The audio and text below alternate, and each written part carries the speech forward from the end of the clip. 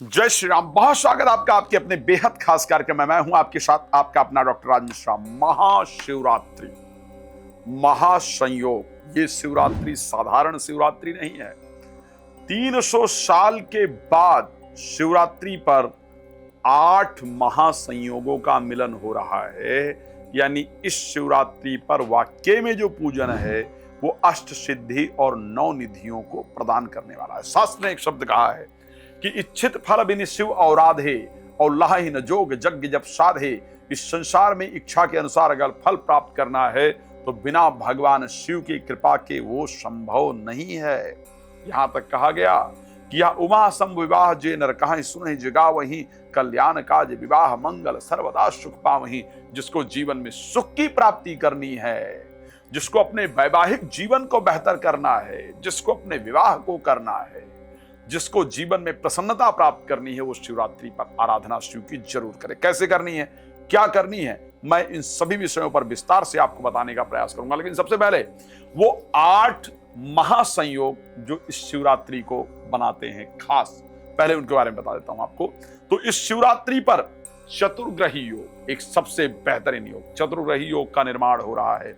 सर्वार्थ सिद्धि योग का निर्माण इस महाशिवरात्रि पर व्याति योग का निर्माण, बुद्धादित्य योग का निर्माण, लक्ष्मी नारायण योग का निर्माण, शुक्र आदित्य योग का निर्माण, महालक्ष्मी योग का निर्माण और श्रवण नक्षत्र का योग। ये 8 योग है जो योग बना रहा है इस शिवरात्रि को आपके लिए सबसे खास। खैर, इस शिवरात्रि पर हम भी करने जा रहे हैं कुछ विशेष रुद्राक्षों का सिद्धिकरण, कुछ विशेष रुद्राक्षों की जागृति। यदि आप भी शिवरात्रि पर सिद्ध किए गए रुद्राक्ष को प्राप्त करना चाहें तो आप संस्था को कॉल कर दीजिएगा। सिर्फ आपको कोरियर चार्जेस इत्यादि पे करना पड़ेगा। संस्था द्वारा सिद्ध किए गए शिवरात्रि के जो रुद्राक्ष हैं वो आपको आपके पास प्राप्त हो जाएंगे। आप चाहें तो उसके लिए कर सकते हैं, लेकिन किस समय पूजन करें, क्या करें, कैसे सफलता को प्राप्त करें। तो क्योंकि शिवरात्रि पर चंद्रमा मकर राशि के अंतर्गत प्रवेश करेंगे, दशम भावस्थ होकर के प्रवेश करेंगे।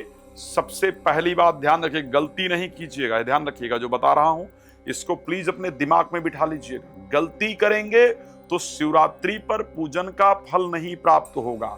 शिवरात्रि पर मंदिर इत्यादि के जल के भरोसे नहीं रहना है। अगर पॉसिबल है तो घर से जल ले जाना है। मंदिर में लिया गया जल, अर्पण कर दिया गया जल उतना लाभप्रद नहीं है जितना घर से ले आया गया जल लाभप्रद है। कोशिश कीजिए घर से जल लेकर के लोटे में जाइए और एक हाथ में लोटा पकड़ करके रखिए, या फिर गाड़ी इत्यादि में। अगर आप कहीं कारणवश जा रहे हैं तो मंदिर से जल लीजिए, और अगर मंदिर से जल लिया है तो मंदिर के दान पात्र इत्यादि में कुछ न कुछ जरूर चढ़ा करके आइएगा। खाली हाथ कुछ भी लेकर के नहीं चढ़ाइएगा। किसी से कोई सामग्री लेकर नहीं चढ़ाइएगा।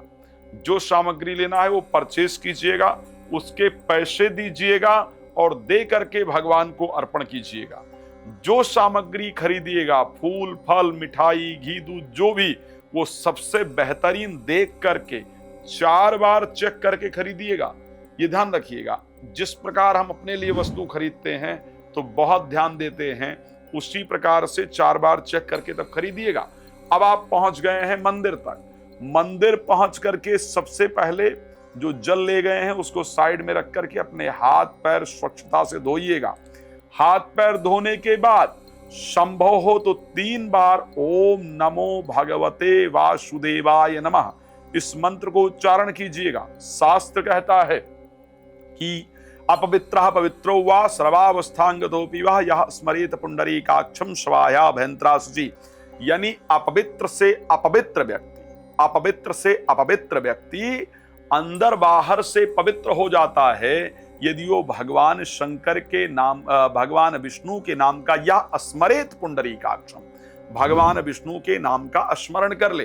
तो श्रद्धा से स्मरण करके और फिर जो जल आपने ले रखा है, अगर ले रखा है घर से लाएं तो बेहतर है, नहीं तो भगवान शंकर के मंदिर से लेकर के श्रद्धा पूर्वक सबसे पहले जल किसको चढ़ाना, ये ध्यान रखिएगा। ये बहुत बड़ा विषय है।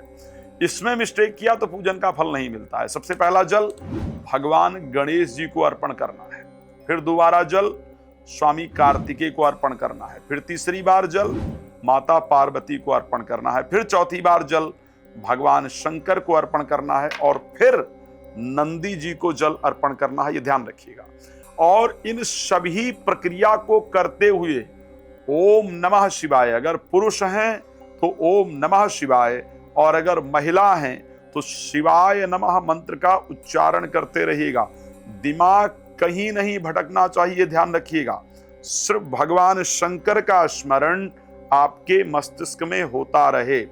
कोशिश कीजिए अगर स्थान मिल जाए तो जब भगवान शंकर को जल अर्पण कर रहे हों तो आपका फेस उत्तर दिशा की तरफ होना चाहिए और किसी दिशा की तरफ नहीं होना चाहिए। ध्यान रखिएगा। जल अर्पण करते वक्त एक हाथ यहां ऐसे और दूसरे हाथ से लोटा इस प्रकार से धीरे से ऐसे, एक हाथ यहां टच होना चाहिए। ये पूजा की विशेष प्रक्रिया है, इसको ध्यान रखिएगा। जल अर्पण करने के बाद जब अगर जो भी आप ले गए, अगर दूध दही शहद इत्यादि सब ले गए हैं तो सब कुछ अर्पण कीजिए। बेलपत्र भगवान शंकर को अगर शिवरात्रि को संभव हो तो जरूर अर्पण कीजिए। अगर खुद के हाथ से बेलपत्र तोड़ा है तो कोशिश कीजिएगा कि 1 महीने के अंदर एक बेल का पेड़ लगाइएगा या बेल का पत्र परचेस कीजिएगा, फ्री में नहीं लेकर के चढ़ाइएगा। मंदिर में चढ़ा है तो उसको लेके धो करके फिर चढ़ाइएगा। और बेल पत्र चढ़ाते वक्त हे भगवान शंकर मेरे 3 जन्म कृत पाप कर्म को नष्ट करें, ऐसी प्रार्थना कीजिएगा। ठीक है।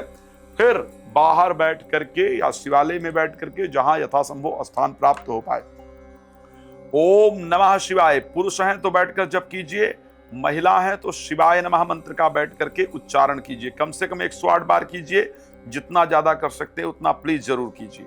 अगर आपको त्र्यंबक मंत्र आता है, ओम त्र्यंबकम यजामहे सुगंधिम पुष्टिवर्धनम उर्वारुकमिव बंधनान मृत्योर्मुक्षीय मामृतात्, तो इस मंत्र का 108 बार बैठ करके जप कीजिएगा।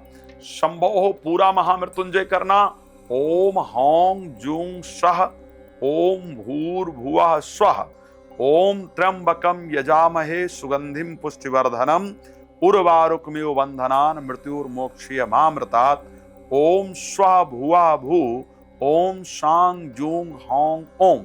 इस मंत्र का अगर शिवाला नहीं भी जा पाए, रात्रि में स्वच्छ हो करके, नहा करके, पवित्र हो करके, ध्यान को केंद्रित करके यहां से भगवान शंकर का स्मरण करते हुए आधे घंटे कम से कम बैठ करके इस मंत्र को चैंट कीजिएगा। चाहे शारीरिक बीमारी है चाहे मानसिक बीमारी है, आपका तुरंत आपको लाभ दिखेगा, तुरंत आपको पॉजिटिव रिजल्ट निश्चित रूप से दिखेगा। मैं आपको दोबारा बता रहा हूं, आपके लिए शिवरात्रि की पूरी रात्रि दिव्य रुद्राक्षों की सिद्धि करने जा रहे हैं, दिव्य रुद्राक्षों को जागृत करने जा रहे हैं। यदि आप चाहते हैं सिद्ध रुद्राक्ष को प्राप्त करना, शिवरात्रि पर जागृत किए गए रुद्राक्ष को प्राप्त करना, तो प्लीज संस्था में कॉल कर लीजिए और अपना एड्रेस वगैरह प्रोवाइड कराइए, हम आपको रुद्राक्ष प्रोवाइड कराएंगे। भगवान आप पर अपनी कृपा प्रदान करें, ये मेरी शुभकामना है। बात करने के लिए कॉल अपॉइंटमेंट इत्यादि लेकर बात कर सकते हैं। धन्यवाद आपका। जय श्री राम।